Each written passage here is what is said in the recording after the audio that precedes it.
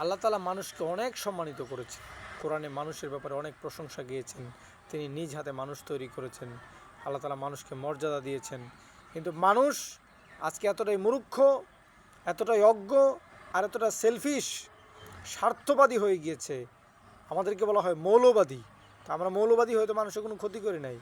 আর আপনারা যারা স্বার্থবাদী হয়েছেন, আপনারা মানুষ খুন করতেছেন, গুম করতেছেন, মানুষের সম্পদ চুরি করে ইউরোপ আমেরিকার মধ্যে গিয়ে বিলাসবহুল জীবনযাপন করছেন, জুলুম করতেছেন, আবার আপনারাই রাজনীতি করেন। আর আমরা যারা ইসলাম প্রচার করি আমাদেরকে আপনারা সন্ত্রাসী বলেন। যারা নিজেরাই সন্ত্রাসী তারা আরেকজনকে বলছে সন্ত্রাসী। আল্লাহ নবী বলেছেন, অংশু রাখো কা জলিমান নাও মাজলুমান, তুমি তোমার ভাইকে সাহায্য করো সে যদি মাজলুম হয় এবং জালেম হয়। মাজলুম হলে, অসহায় হলে তাকে যে কোনো উপায়ে সাহায্য করতে হবে। আর যারা জুলুম, তার জুলুম বন্ধ করাটাই হচ্ছে তাকে সাহায্য করা, তার জুলুমের হাত দমিয়ে রাখা, সাপ্রেশন করাটাই হচ্ছে তাকে